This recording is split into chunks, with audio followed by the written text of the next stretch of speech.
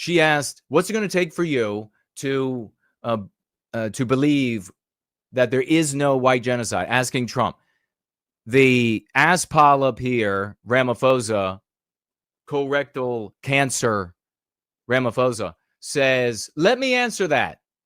I'm just going to step all over Trump. And he starts off here saying that it's going to take Trump listening to his cabinet officials. And specifically because this 60 IQ is so low tier, it's like his actual thought is, if a white person in my government tells Trump that there is no white genocide, white people aren't being victimized, if that's done, then it's obviously not happening. Because why would a white person ever? I mean, this is unbelievable stupidity. President Trump listening to the voices of South Africans, some of whom are his good friends, like those who are here. When we have talks between us at the quiet table, it will take President Trump to listen to them. I'm not going to be repeating what I've been saying. I would say if there was... So this dude is literally insulting the shit out of Trump. And I think Trump is holding back because he knows that he's about to lower the boom on this anti-white, bloodthirsty devil. Was Afrikaner farmer genocide, I can bet you these three gentlemen would not be here, including my Minister of Agriculture. He would not be with me. So it'll take him. Oh, yeah. Why would they white person, whatever? White people sell each other out left and right. They don't have a people because they're focused on everybody else. President Trump listening to their stories, to their perspective. That is the answer to your question. But Mr. President, I must say that we have, wait.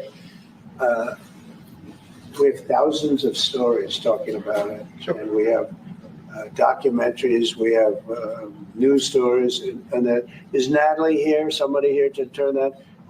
I could show you a couple of things, and it has to be responded to. Yeah, sure. Look at it. He has no idea what's coming. Let me see the articles, please, if you would, and turn the lights down. Turn the lights down, and just look at his face. He's looking at his delegation, right? Let me increase. Look at his face. He's looking at his delegation, and he's like, "Can you believe this? What is about to happen?" Put this on. It's right behind you. And look, he's making now he's squinting his eyes like, well, can you believe what is going to happen? Johan. There's nothing this parliament can do. With or without you, people are going to occupy land. We require no permission from you. Look, now that he's immediately, as he sees, it is colleagues of his chanting to kill white people. Now he wants to try to stop the video from playing. He's turning back to Trump. He's like, well, let me try to explain away. From the president, from no one. We don't care. We can do whatever you want to do. Who are you to tell us whether we can occupy land or not? We are going to occupy land. South Africa occupy land. That's who we are. So whatever you want to do, we can withdraw my membership from this useless parliament. That's in their Congress or whatever it is. Must never be scared to kill. A revolution demands that at some point there must be killing, because the killing is part of a revolutionary act. Now, when he's saying there, just by the by, keeping an eye on this for years, the killing has already long been happening, long been swept under the rug by the authorities, long been ignored. And again, if my reading is wrong, you check it out with the mainstream media. I know they have the answers for you. What this guy's talking about is when they finally finish off en masse the rest of the white race. Why haven't they done that? We've talked about that here before. We've explained why that hasn't already happened. It'll happen much faster in the rest of the West. It's not going to take as many years as it's taking in South Africa. The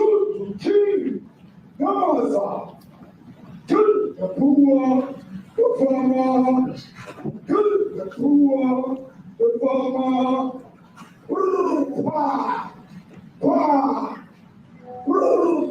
So the sound that he's doing with his mouth there is not an African dialect.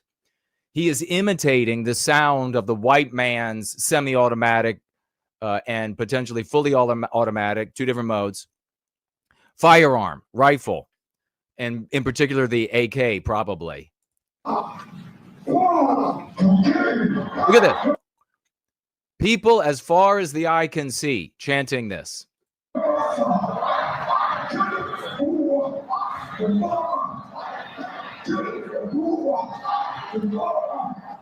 man of D-A-P-E is a white man. So these people, when you want to hit them hard, go after a white man. They feel a terrible pain. Go after the white man. Harm the white man. They feel a terrible pain. Because you attacked a white man. Not because Pashama and Soli will not be touched. They will be touched. No one. Remember the context of what's happening right now. Cyril Ramaphosa, the anti-white demonic demon president of South Africa, who is overseeing, as have others in South Africa since '94, the butchering of the white population. And that's, of course, just the worst of it. There are infinite number of anti-white laws on the books in the country. Even Elon Musk can't get a license to do business because he has to turn over more than half of the business to a black resident of South Africa. That's how it works there. Check it out for yourself. Again, maybe I'm wrong. We know the ear is against the door. Cyril Ramaphosa is in the Oval Office with Donald Trump. He and his delegation did not know that Trump was going to be playing this video and breaking out a pile of article headlines about the butchery of white people on the basis of our birth in South Africa. He is stunned at this moment. We're starting with this whiteness. We're cutting the throat of whiteness. In Ghana, shoot, kill, no one stop. Kill the brewer, the farmer. Kill the brewer, the farmer. Again, another rally, people as far as the eye can see. Look at this one.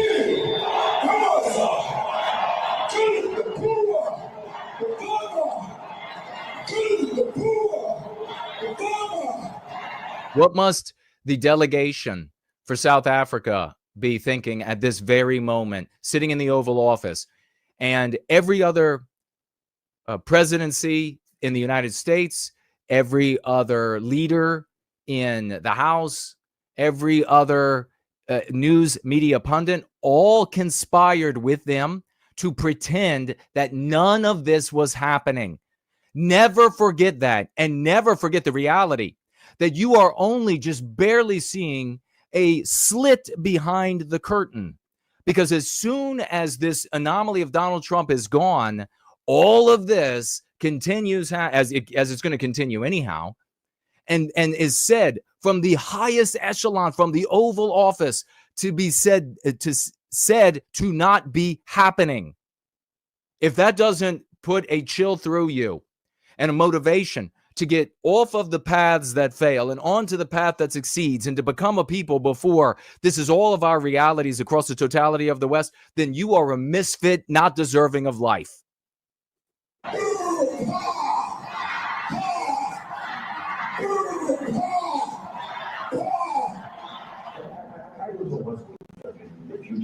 I'm saying to you, was not called for the killing of white people, at least for now.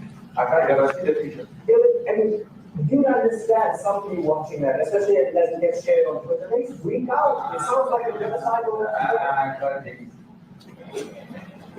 Look at him sitting there, trying to figure out with those 60 IQ points what he's going to do.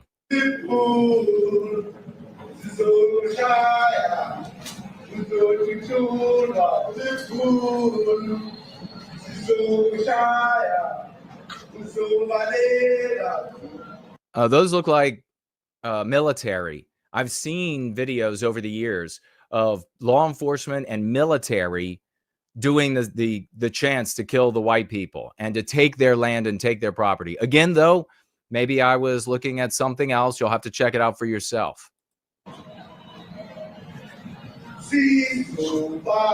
We're going to shoot them with the machine gun, it says, translation. They're going to run.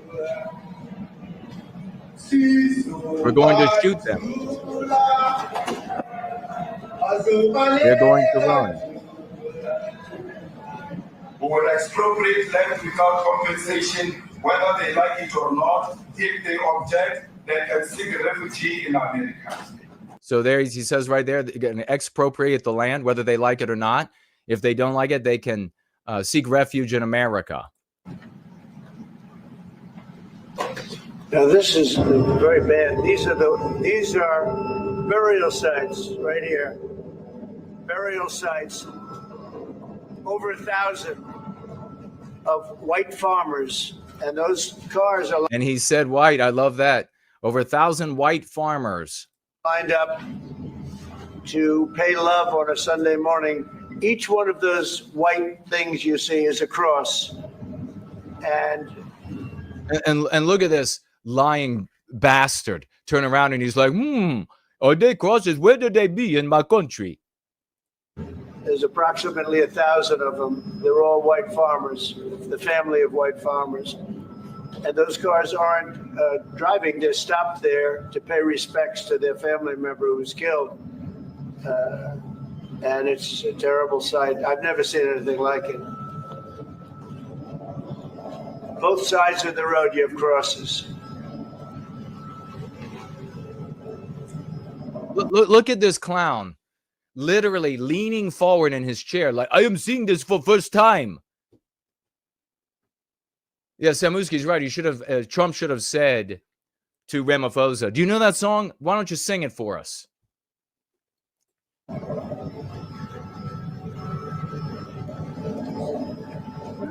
Those people were all killed. Have they told you where that is, Mr. President? Did you just hear that? He said, Ramaphosa said, have they told you where that is, Mr. President? He wants to look into it.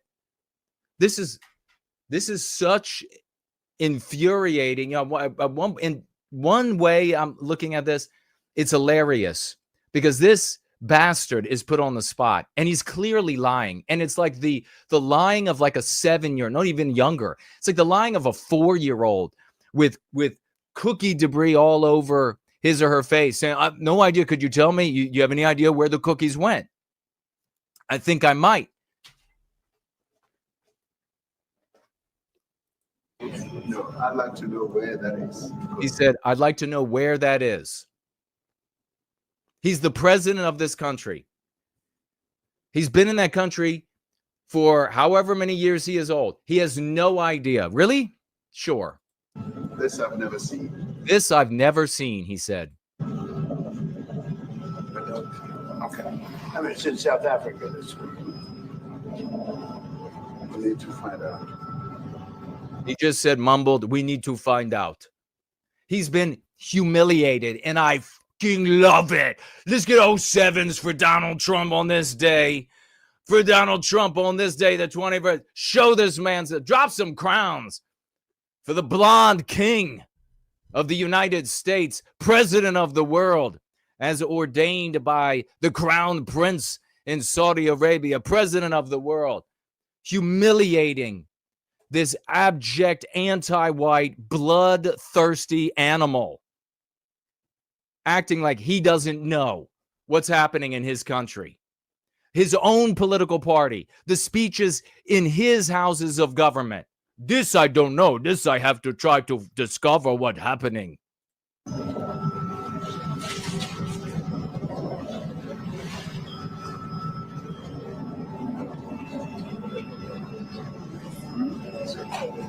Did you notice in this clip how Cyril Rafinosa? Now, this is a clip that Benny Johnson and his paid staff and etc. They put all the information together, so we might as well use it because we're not going to be getting that kind of money to have staff and people running things behind the show. It's just me and y'all. So Benny Johnson is a great example of one of the paths that is a failed path, which is the cuck path. So we'll listen to what a little bit of what he has to say, and then the further exchange between Trump reporters and Ramaphosa. Was lecturing President Trump. And then after President Trump played the empirical and demonstrable evidence of his crimes, he's sitting there squirming, wiggling, and aghast in the Oval Office. Ladies and gentlemen, this is what justice truly looks like. This is what social justice looks like. Donald Trump giving the left a taste of his own medicine. So this, do you see the error that Benny John, the cucks, make? He's attempting to co-opt the concepts of the anti-whites. This is social justice. Social justice. Why can't you do that? Why can't you co-opt their phrases, their concepts? Because they have impregnated the minds of our brothers and sisters for the totality of their lives with the definitions, the emotions, the personalities, what you're supposed to feel for those for and those against. A total lifetime of it. You can't step in there and co-opt the concept for your own use. So please try to remember that out there, not only the cucks, but also the schmucks. You cannot take their concepts away from them. South African president tried to claim that whites were not being killed in his... Not only that, more importantly, more deeply, the cuck is living inside of the anti-white narrative. He is measuring behavior of what is moral or immoral according to the anti-white metric. You are not going to be able to recapture our destiny and prevent this from happening to all of us, what's happening in South Africa, by using the moral metric, it's immoral for us, of our victimizers, cucks. His nation, Trump just humiliated him with a 5-minute clear video proof, leaving him speechless. Their burial sites, thousands of white farmers. I would like to... They're not burial sites. Each cross represents a person. They're not all buried along the side of the road. See where that is. Well, it is your country. Strange that you don't know. Things got really intense as well multiple other times in this meeting.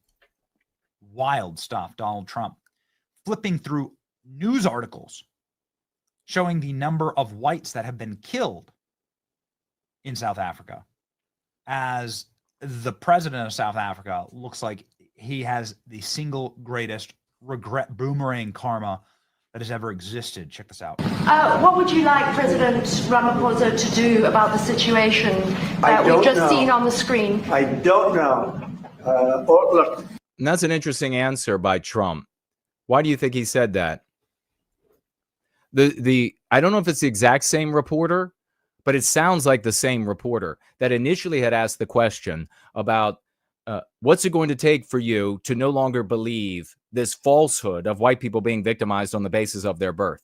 She's now asking, I believe it is the same reporter, well, what would you like him to do about what you just showed us all on the television? And this is where he's going to break out these articles as well. Why do you think, tag me as No White Guilt, get involved. Why do you think that Trump is saying, I don't know what he should do? Is it because Trump actually has some thoughts and he's going to be revealing those cards soon? Or what is it? Tag me with your thoughts as you watch. These are articles over the last few days. Death of people. And I gotta remember Annette Kennelly. Now, there are a lot of people that Traditional Mike in Australia, because he is one of us, he loves our white race, he's white positive, and he is concerned with our suffering anywhere on planet Earth. And but I gotta mention specifically Annette, because Annette was murdered right as she became aware of this community and obtained the book and was getting ready to dive into white well-being when she was butchered by anti-whites in South Africa. Never forget Annette Kennelly. Death, death, death, horrible death. death, I don't know. But you know that To pick anyone, white South Africans are fleeing because of the violence and racist laws. And this is all, I'll give these to you. So when you imagine if all these years back, I'm pushing anti-white, anti-whiteism, if the white sympathetics for the people who are race conscious, and now we recognize them as schmucks, if they had, instead of rejecting me, rejecting my arguments, rejecting the victories that we have, if they had all adopted it instead, because their real motivation had been for our well-being. All of these articles, in order to speak to us, and we're the people who have to be spoken to be manipulated. Remember, that's the power that's in our hands. You're welcome. I revealed that for everybody. They would be using anti-white. Imagine how much further we would be along. When you say, what would I like to do? I don't know what to do. Look at this. White South African couple say that they were attacked violently. And, President Trump, when will you go and see for yourself if it is? well, I could do that. Look, here's burial sites all over the place. Some sounded like a South African reporter yelling, "Why don't you go see for yourself?" These are all white farmers that are being buried. And he asks about. If you can't tell already, these anti-white blacks in South Africa, in their voice, I hear deep contempt. Ramaphosa literally answered a question for Donald Trump. And in his answer, he said, Donald Trump needs to learn to listen better.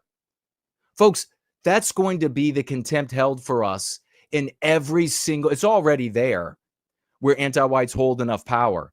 It's deep contempt. Your pain doesn't matter at all.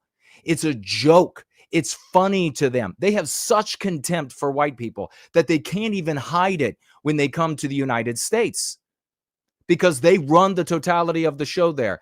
They are drunk on their hubris. And you're seeing the evidence of it. Somebody shouting out, some South African black, anti-white black shouting out, "Why don't you go see for yourself?" Shut your face. A jet that was given. You ought to be ashamed of yourself. You know, you are so bad. You're such a bad reporter.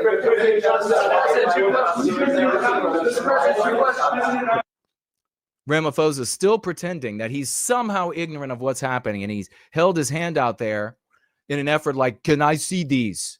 Can I now be informed of what's happening in my country? Look at his smile on his face. Why is he smiling at that moment? He's smiling out of nervousness and of fear. Very natural emotion, very readable on his face as well. I'm a master at that. One after another, this family was wiped out. I'm just looking.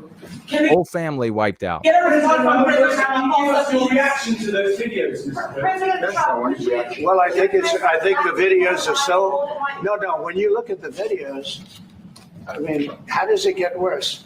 And these are people that are officials, and they're saying that kill the white farmer and take their land. That's what. And I have other friends in South Africa. I have people that left. One in particular that says you can't go there. He said they want to take your land. They take your land and they kill you. It's okay, and they say it's okay to do. Now we're going to talk about it, but this is a tremendous look. This is story. Can you see? This is the third time now Ramaphosa has leaned in like, oh, let me see, because I might change my opinion about what's happening in South Africa. A third, and obviously it's a lie that he doesn't know. These are all people that recently got killed. Yeah. And I don't know how it can get any worse. These are, and you know, the men that you saw, the people that you saw in that movie, those are officials. Those are people that were in office. Matt pointing out that Trump's face is red. It does appear that his blood pressure is up over this whole exchange and incident and obvious lying. And the perfidy of the American press, who is anti-white and steering the entire conversation in a direction to criticize Trump over other issues and deflect from the victimization of white people in a country we created. They had one march, they had a dance in your parliament, whatever you may call it, legislature. Well, and let me and it was clarify terrible. that. I find it particularly interesting in a Shakespearean way that Elon Musk is in the room. Elon Musk's family, of course, hunted in South Africa. They had to flee South Africa. His beautiful parents, his mother's been on our program before. It's amazing when the system behind the scenes is so evidenced that they are running the resistant media. When the mother of Elon Musk, I could run into her car and she still wouldn't talk to me. I could have a traffic accident with her. She wouldn't even get out of the car to talk with me. But when you are the fake resistance, when you are the merchant right and you have agents and they use the same lingo as Hollywood for how they arrange things and how they put people on lists for who's going to be called up and interviewed, they can get things like the mother of Elon Musk, the richest man in the world, to come on the show for an interview to give legitimacy to this cuck garbage that is spewed out of this guy's mouth. Hey, Musk. Elon's standing there, a subject matter expert in this, in the White House. Spotted Elon Musk. Reports about Elon Musk straying away from the administration are false. Elon's been very outspoken about the white genocide happening in South Africa. Donald Trump saying, Elon's from South Africa. I don't want to get Elon involved. That's all I have to do is get him another thing to do. This is what Elon wanted. He came here on a different subject, sending rocks to Mars. He likes that subject better. So I don't think it's fair to him to try and drag him in. But Elon Musk, obviously, really, really pushing the agenda against the genocide. Why is it okay? Why are these policies? Again, do you notice how if we would have been listened to for all of these years instead of rejected out of jealousy, and it would have been white erasure, Benny Johnson would have been saying white erasure, and then that term would have been loaded with the atrocities in Rhodesia, in South Africa, anywhere else. And then when we used it, when road signs are changed, when our history is rewritten, when our statues are pulled down, we bring it to the conversation like an atom bomb. But no, couldn't be listened to. They're too jealous. Policy is okay. I mean, you know, so it's called apartheid. The policies in South Africa.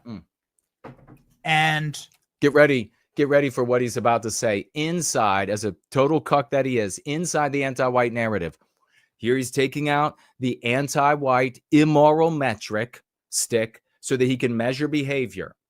And now it is, well, the whites were evil for apartheid. Really?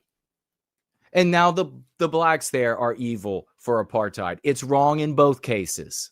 What has happened here is the exact flip and revert. Actually, it's far worse than apartheid. The number of racialized and racist laws in South Africa are worse now than they were during the apartheid days. That's true. But still drawing the moral equivalency inside the anti-white narrative.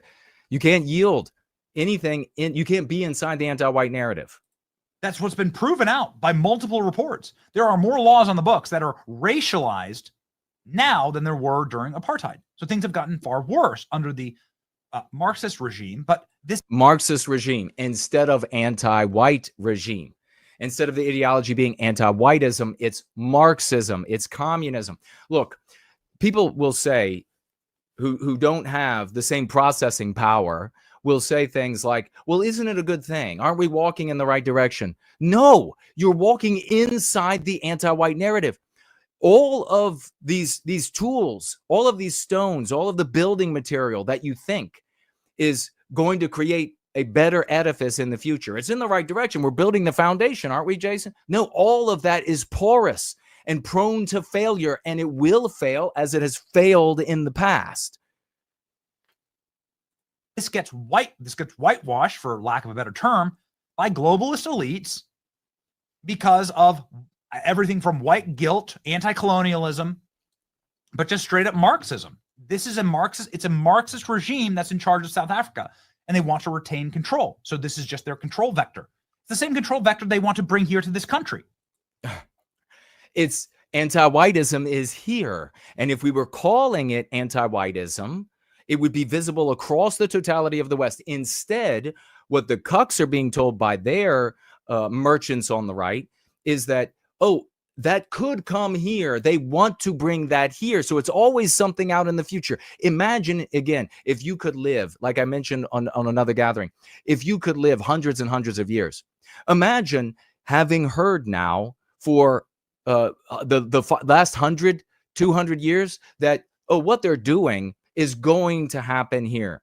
And you're looking back at all of the carnage of anti-whiteism and you're like, what do you mean it's going to happen? When then does it happen? When do we finally fight back against it? Where do we see the evidence that now it's here and we have to fight back? This is the problem, one of the big problems of focusing on the other rather than ourselves. And I'm going to be talking about that very shortly. So what Trump is doing here is remarkable.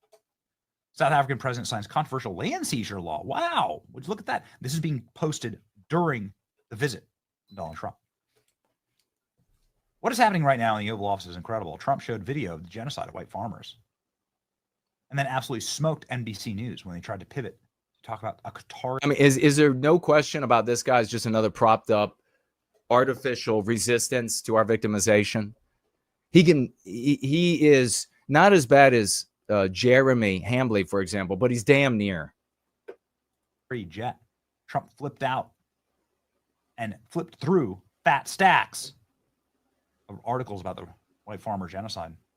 Then he laid into South African leader, telling him, you let them take the land for no payment, handed him the stack of news articles. You're taking people's land away. In many cases, they're being executed. He's talking that quiet. I did not turn him down that quietly. Explain that exactly. Let's go to Donald Trump losing his mind on the NBC News reporter, absolutely nuking an NBC News reporter. This is the boss. What are you talking? You know, you to get out of here. What does this have to do with the Qatari jet?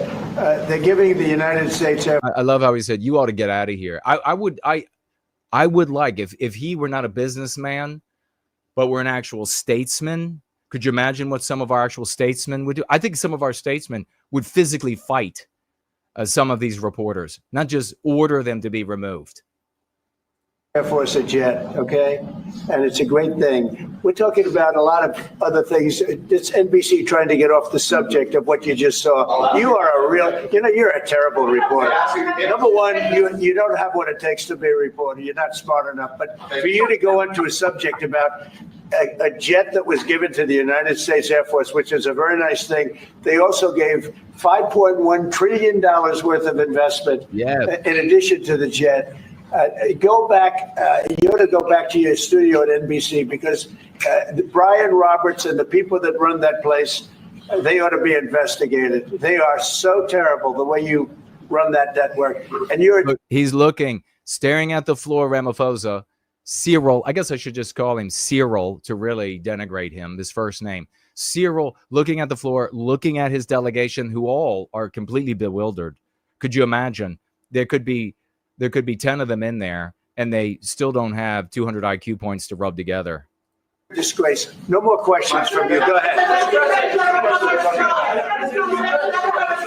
Go ahead, talk about that. His name is Peter something. He's a terrible reporter. Quiet. Let's go. Thank you so much. President Trump, Adam Zalston from EMC. Ladies and gentlemen, this is what I voted for. I voted for an end to systemic racism. Did you just hear that? I think that's about the end of the video. Benny Johnson, the cuck. You have the two paths that you're allowed to walk in resistance to our victimization. The cucks and the schmucks. The cucks deny that there is race is a consideration in our victimization, except in the case of South Africa. And then how do they word it? Well, they are against systemic racism. Systemic racism, which you cannot take away from the anti-whites because you cannot take it out of the lifetime of training. And not only just training in a classroom, but training in entertainment where it's emotional, where it's getting down into the deepest parts of our psyche, our subconscious mind. So the Cucks and the Cuck represented here, the Team Cuck represented by Benny Johnson there, he voted to get rid of systemic racism. Good luck with that.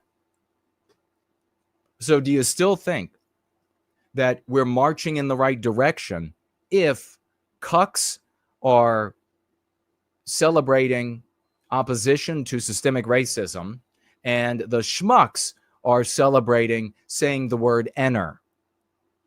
Because if you do, you're an idiot, but you don't have to remain one. Use their tactics against them. It's genius by President Trump. This is genius. We've never seen anything like it. Donald Trump on a rampage to reset the world and the global order. This is what fighting systemic racism actually looks like. This is what fighting systemic racism looks like. What a piece of shit. Sorry for my language. That's just the way it is. White erasure and anti-whiteism should have been adopted decades ago because it was working. I should not have been excluded. I should not have been mocked for using these terms.